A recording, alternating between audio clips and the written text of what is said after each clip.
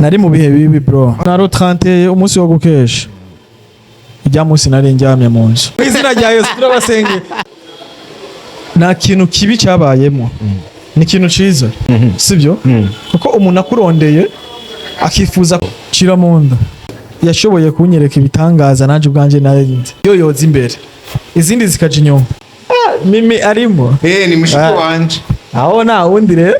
Niyo nzoca ngwaka. Indoto zawe ufise no munsi ibyo ushaka kugerako nivyo kunda amagara yawe atifashe neza. Ikigo c'ubuvuzi kama no Burundi kije kugufasha kuyabungabunga biciye mu kwirukana indwara nyinshi zatsindara mu mibiri ya benshi. Wobugoye estoma, hemorrhoide, amara, imitsi, amagufa, diabete, hasima, amasineziti, gitigo, amahaha, amafigo, hypertension, umugongo, hepatite, parasite, infection z'ubwoko bwose, ibivyimba, prostate, inguvu nke mu mabanga yabubatse, kubura vitamine hamwe n'izindi. Ku biciro bitavuna nyaragasa witure kino kigo uzosigara ucira umugana abanduti harabaye ntihaba habaho indwara yahazwe kumpitana mwena no Burundi nkira mu kanyisase. Dukorera mu gisagara hagati ca Bujumbura ibarabara rya Oni kukabarabara kaduga kwa Binagana neza na neza mu nyubakwa za Sokabu ya kera. No Burundi amagara meza mu biganza vyawe.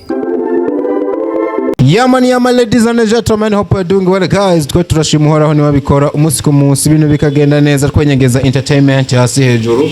Of course ukamenya ngo it's your boy the one and the only Ndikuri Leonce the son of Dr. Vlove aka Deko aka the ambassador. Ndabashimiye ku rukundo mutwerekana ntajyo mukabana nariko mu biganiro bitandukanye muga subscribinga muga sharinga no muga commentinga kugira tubandanye tubana gatanu kuri gatanu. Today ya gama homeboy the swagest ever itwa Mr. Khan. You are welcome brother. Asante sana bro. Umeze neza? Yeah, ndameze neza. Ndakubona kabisa muri look y'Igistar. Neza cyane, neza cyane. Kintu citwikabutura coco uragikunda ukarenza. Ibigano byose tumaze gukora rero wambaye ikabutura. Are you sure? 100%. Wacu kizana wambaye ipantaro turaba. Zinshi mbo. Aho duherukanira nivyo nari nambaye ikabutura. Aha. Bisa. Aha bisa. Hari n'umukobwa yagize commentaire ngo bijya bintu ntunze bisubire. Ngo byoza werekana amaguru mu biganiro. Ko tabimbwiye kare none. Je nawe bari muri comment kabisa. Usanga hari ukuntu ariko ngiye ni ndende bizitaza abayara. Oye umunsi wambaye ndende nabyo baza kubona. Ayandi makuru ni meza bro. Waherukana kera man, kwaherukana mu mwaka uheze. Yeah, twarukana mu mwaka uheze. Mu mwaka uheze. Waciye utwagwa ubuzima bw'urugo buragutwa. Oya nibwanwaye ntumbeshe ntuzi yuko na mbere yaho twarapanze gukorana mengo fatigwa n'amashooting. N'ubundi kwera ahubwo narafatiriwe n'amashooting. Ariko nyene kiriya gihe hari imisi wari umaze gukora reka. Hari imisi twari kuba twakoze muri 2025. Yego hari imisi namaze kabisa. Hari imisi wamaze. Kare ndanagutumira ntiwaza wisigura impamvu utaje ku rubanza rwanje. Muhongo. Wari mu basore bategeza ko bambaye na vya bintu.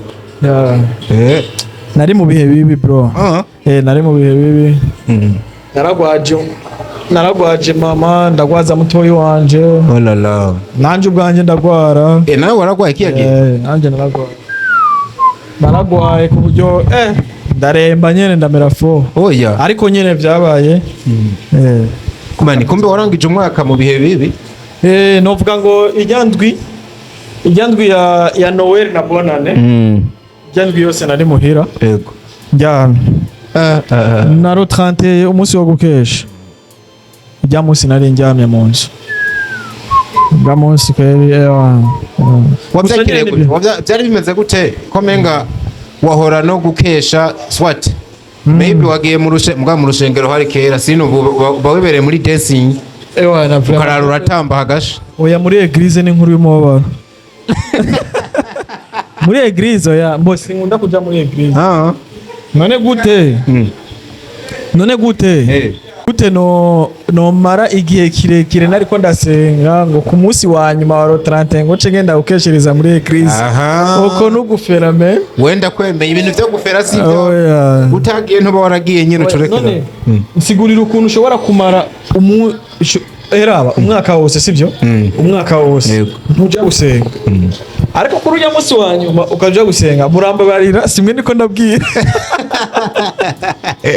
ariko nubwo wona babwira kabisa ko kantu karatangaje biratangaje kuko sindavyumva nubwoba bw'urupfu ni ashatu vyitiki nugushaka ngo kubereka Imana yuko urangije umwaka uri kumwe nayo canke sinzi mugakane nabagiyeyo ntitubakondane kumbure ko bafise impamvu zabo bwite ico coco kandi vraiment si kibi naco si kibi yumviriye kuja gukeshereza muri eglise ni bien navyo Imana nyene irabikunda ariko nanje nakeshereje muhira nanje Imana irambona neza bro wirakubona neza kubera wari ugwaye mugabe gukeshereza naho muri za jigijigi hariya oya umuntu akeshereza muri hoteli nk'umunsi wa 30 uyo muntu vraiment uyo muntu ivyo ni bibazo bana numva ko kiba ari kibazo ivyo ni bibazo uyo ni wa muntu burya umwaka ukurikira ntushobora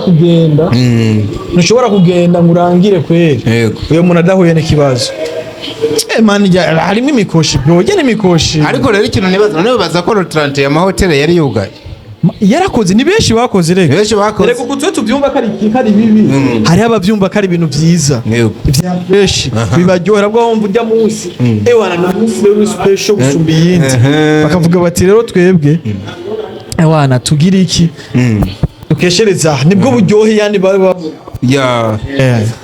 mugorumva ni si byiza kabisa ariko gusa igitangaje urazi filozofi y'isi kandi ahantu iyobereye uwo muntu waruvuze ngo arinza dufate iryo tariki akeshereje hajya ahantu ngo arashobora kumara umwaka ahura n'imikoshi urashobora gusanga mbere wa wundi yakeshereje muri eglise rero yahuye n'imikoshi irenze wa wundi yatanguriye hajya niyo filozofi y'isi isi irayobeye ugasanga umwaka umaze yarahezagiwe yarageze no ku bintu wowe utigeze ugerako kandi yari yarangije umwaka neza yawurangirije mu bintu bibi akanawutangura nabi narenda kubaze diki amahirwe kubwayo yahande oya amahirwe y'umuntu aba yafise no wa muntu aba yatanguranye n'Imana yatanguye yiragiza Imana utanguye usenga man ibyo bintu birakaze biba ari byiza yuko wiragiza Imana kugira umwaka ugiye gutangira umara umeze neza ya kintu tukizi kari kintu diko ndakubwire kiya kintu tuzi ko ari kintu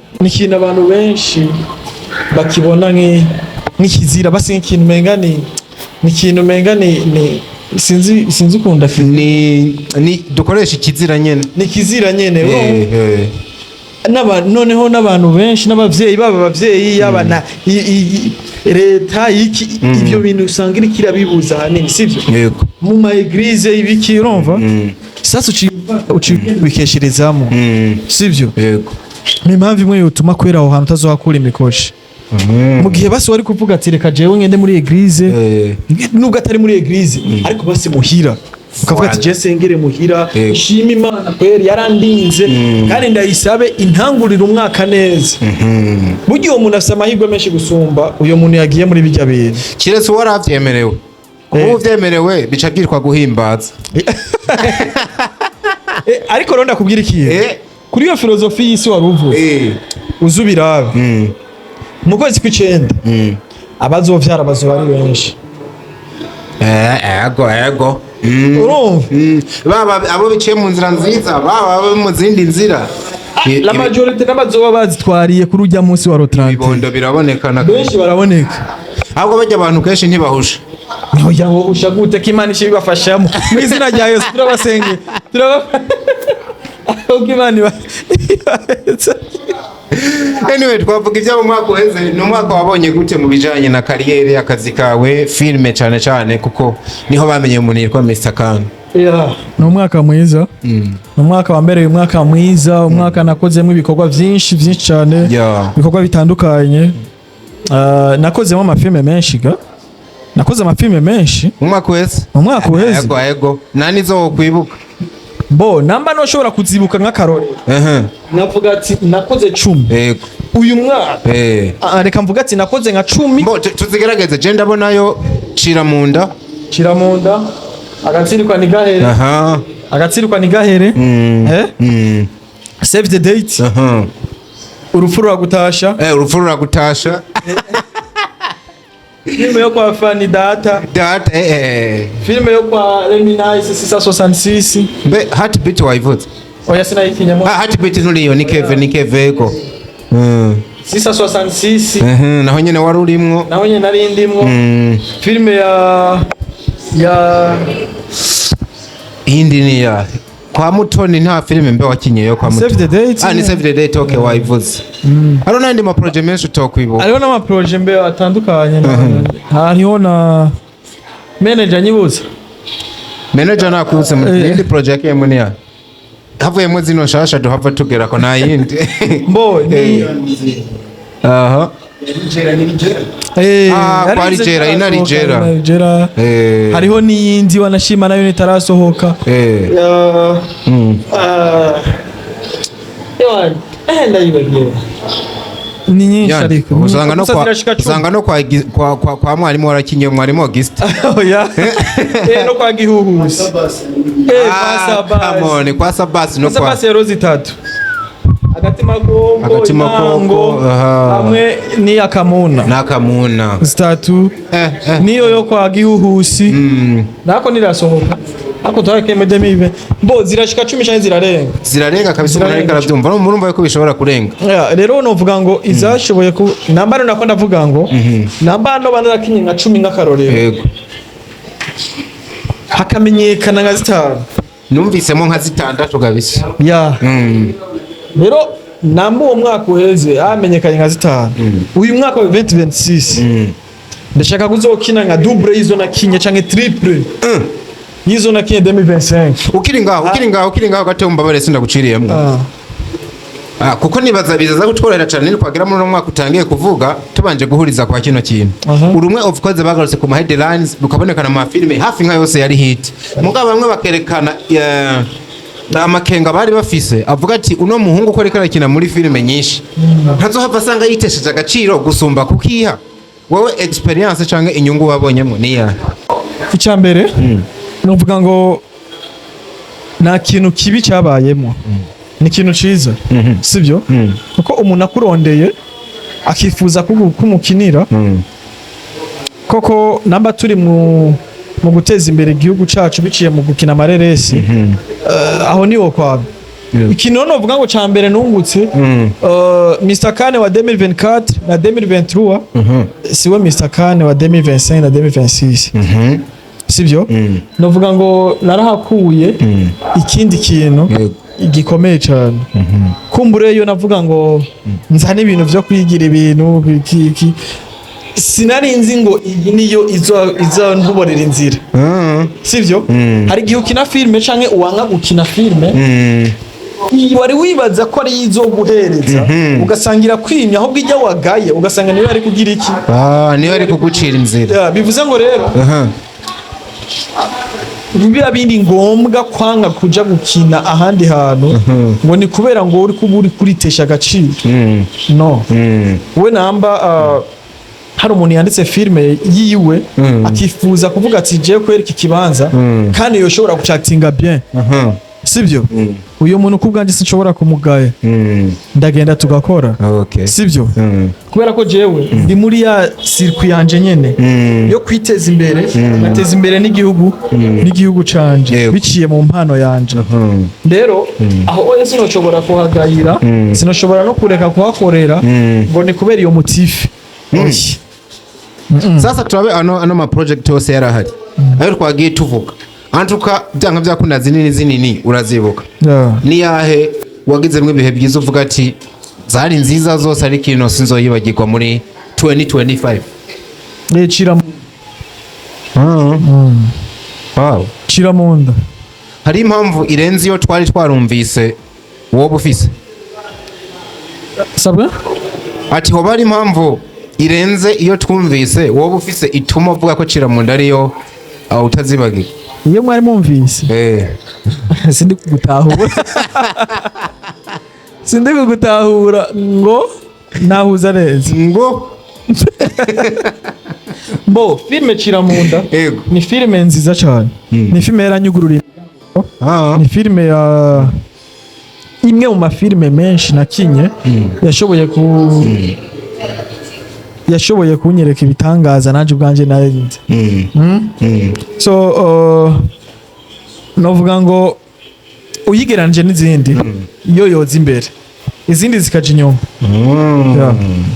kwa makuru nyene kwa dufise narimbuze ubu twari twumva ngo muraberanye nyene kuguma iruhande ya Mimi mu duproche abantu bakavuga bati uno musore n'inkumi hari uburyo baberanye ntiwigeze uvyegereza umutima wewe oya mbo je nari mu kazi diko je nari mu kazi ariko ereka n'ibindi n'akazi n'ibindi n'akazi ati n'ibindi n'akazi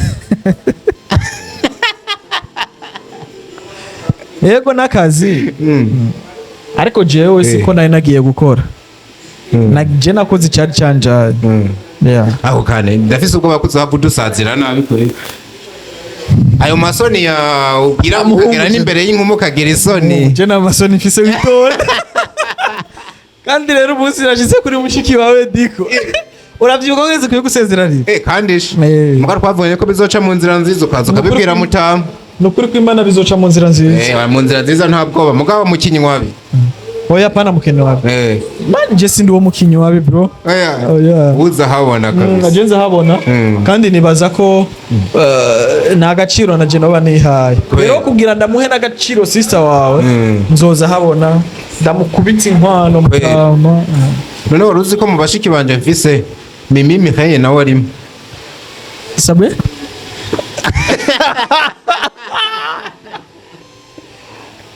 Mimi arimo ni mushiki wanje aho ntawundi rero niyo nzoca ngwako kamo naho nashaka naho bashaka oya namba ari mushiki wawe ni bien ariko inka ni nyinshi muga inka ni nyinshi usezeraniye kandi n'ubusho yego mushiki wawe nakwe kwiteguye ko mugabo nagira mvuga nawe ari wanyemereye ariko oya mbwa sinahombe nibwo bari bavunye ko tuzohana kare diko uracyari mu kwezi kwa buki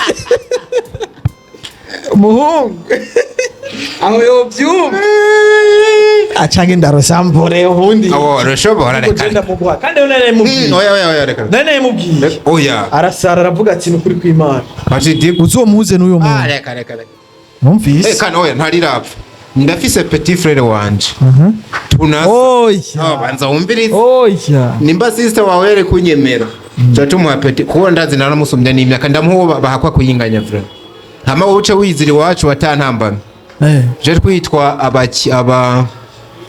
n'aba bofre tu we diko tuharenge oya aranyerera ndaki anyway wari kuravuga ku ma project ya uburyo umwaka uheze wakobereye umwaka mwiza twatangoye wundi nagize ubwoba cyane uvuze yuko ngo ushobora gukora wavuze double y'ivyo wakoze muri 2025 triple pana double triple niyo mpamvu tugize gutya tubona mudukubise ariko Major TV arige twibaza ngo zije nini ni nkina mico bamwe ko murakina oya zije ni filme nziza cyane nuva mu ntango z'umwaka mutweretse filme zitatu zigire zibeho bijya bintu nivyo canga no kugira mukanga abantu bo nukuri nibaza ko nagukanga abantu twe tubwira tukora nibaza ko trailer ya mbere mwarayibonye ya filme izotangura gusohoka kuwa mbere Who Killed Miri ijya filme urasika je nayanditse gadiko ni wanditse ya ni projet y'uwanditse fatiye ya rero ijye ivuga ngo Who Killed Miri Who Killed Me rero nibaza ko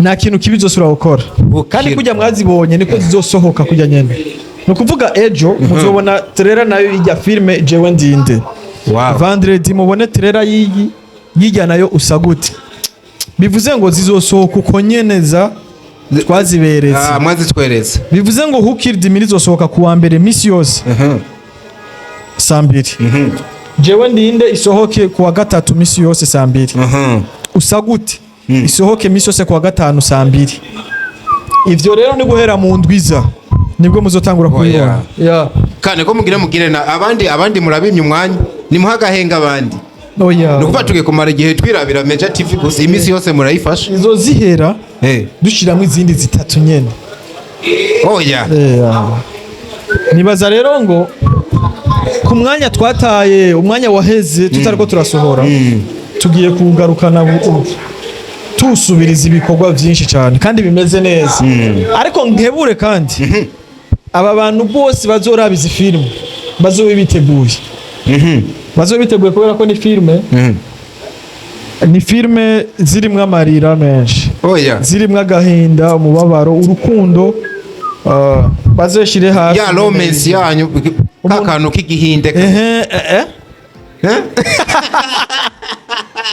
nyene barageza kuba style y'igihinde ari ujye muri Major harimo urabona romance neza cyane urabona ibintu bya romance uriya rukundo mukunda kuzana muri Major hari uburyo womenga mwabivomye mu bahinde nako kantu narishatse kuvuga niyo mpamvu kize muri abo bantu bitegure kurira gutwenga urukundo amapenzi hasi hejuru byose ariko gusa ku muntu azi ko amarira yiwe ari hafi azobe yiteguye cyane kurira ko azorira kuko ni filime zirababaje ziraryoshye komenga ni title itamenyerewe hari ibiki numva ngo ninda nyishe mu kirundi ni ninde yishe miri miri ni izina ry'umuntu reka je numva ngo ni who killed me who killed miri ninde yishe miri irimo kandi na ya strategy mutuzi ko cyane professeur ariko arigisha abantu biwe abereka mugiye kumubona kandi Joachim aza muri ya shusho yiwe nyene ya Charlie ya Chanaki nk'umunyamitwe mwinshi cyane muri season heze waranzwe no gukina muri filime z'abandi cyane gusumba izo muhera muri Major TV uyu mwaka turaza kubona cyane muri Major TV shange no mu yandi ma project uraza kubandanya uboneka namwe uyu mwaka nzokorera cyane muri iwacu muri Major TV ariko bitavuze ko nahandi bankeneye nazokora nzokora ariko nyinshi cyane projet nyinshi cyane nzozikorera muri Major kuko dufite byinshi dushaka gukora uyu mwaka wa 2026 dufite byinshi dushaka gushikako uyu mwaka wa 2026 tunabasezeranye ko bakunzi ba Major n'abakunzi ba filime ndundi muri rusange yuko ubu bavyita bavuga gute tutazoba besha tutazoba hemukira basi tutazoba tamwenyene basi ubu nkuko vyahoze 2025 ntimuzoba trompa ubu zoba turi kumwe ku mwanya igikorwa kimwe kivamo dushiramo ikindi ariko kantu uvuze niko hari ujya mwagiye mukora ama project muri kazi ukabona film ihereye hagati nibanda ivyo rero bishobora ni zitatu neza cyane ubu uye izi project zozo izi project na project nimwe idaheza zose ziraheza sezo yose igahera ahubwo twariko turaniyumvira ko dushobora no gukora na saison 2 ariko nibaza ko ivyo mwatubonye ko kare navuga ngo mwaturega mwatwagiriza ko daheza filme ivyo twarabikemuye ubuye na filme yo muri Major izotangura nihere kuko byarakemutse ubu tuvugana filme zose ziri muri YouTube kandi zose zaraheze izi zitatu zose ziri muri YouTube babitege kabisa babitege tugiye kuza kandi n'ingufu nyinshi tugiye kuza n'ingufu nyinshi kabisa babitege mu mafilime agiye gusohoka hano hanze yandi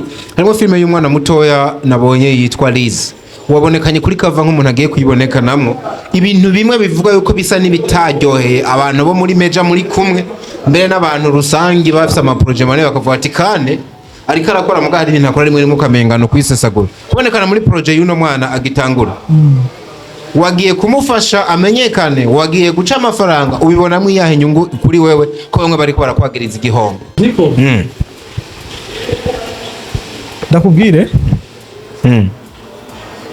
twebwe twatanguye turi bato nyuma turakura turaja basi turagaragara ivyo ntitwabikoze kugira ngo biherere muri twebwe twabikoze kugira dufashe abandi abatarashika kuri iyo ntambwe tuba dushitseko kugira ngo nabo bashobore kuhashika. Rero jewe ndi wa muntu ndafasha cyane. Nibaza ko gufasha umuntu gufasha umuntu ngo mutife ni kubera ko akiri hasi ngo ugiye kumufasha ngo bukoze amakosa uba uri kurisuzuguza vyotuma uca usubira hasi vyogira iki. Iyo ni mutife idafasha. Iyo ni mutife idafasha kubera ko tuvuze bose ngo abari hasi tubareke wosanga tutaronse abazodufasha natwe hariya hejuru nitwazama. Ni nayo mpamvu usanga abenshi hanze bafashe systeme yo kwigisha abana kugira ngo aribo bazoza kuvamwo abantu bakuze muri kazoza.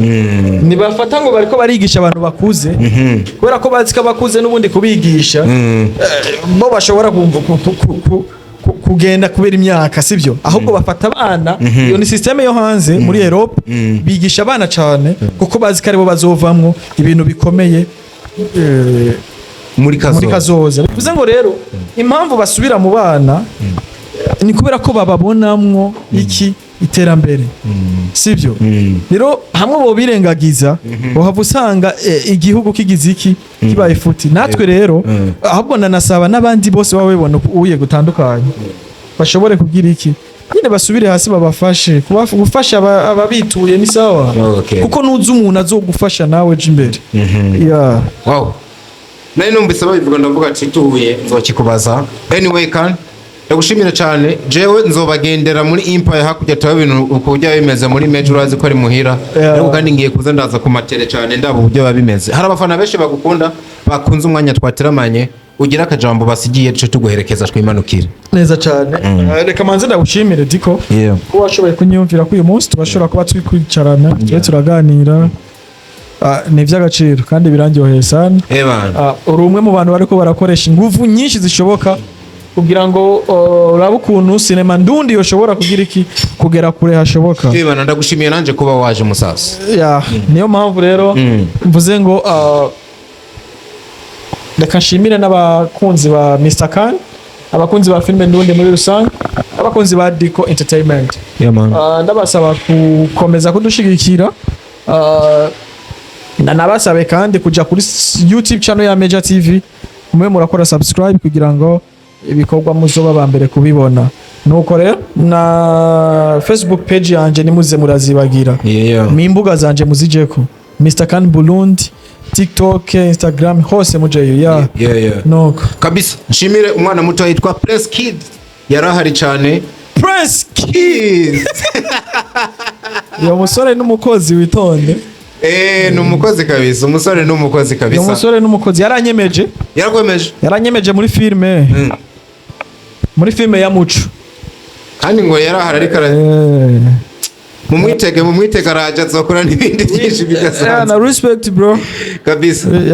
Man, ndabashimire namwe wherever you are warumugisha kubana namwe. Tukomeze tubane 5 out of 5. Love you so much. Hasta la vista.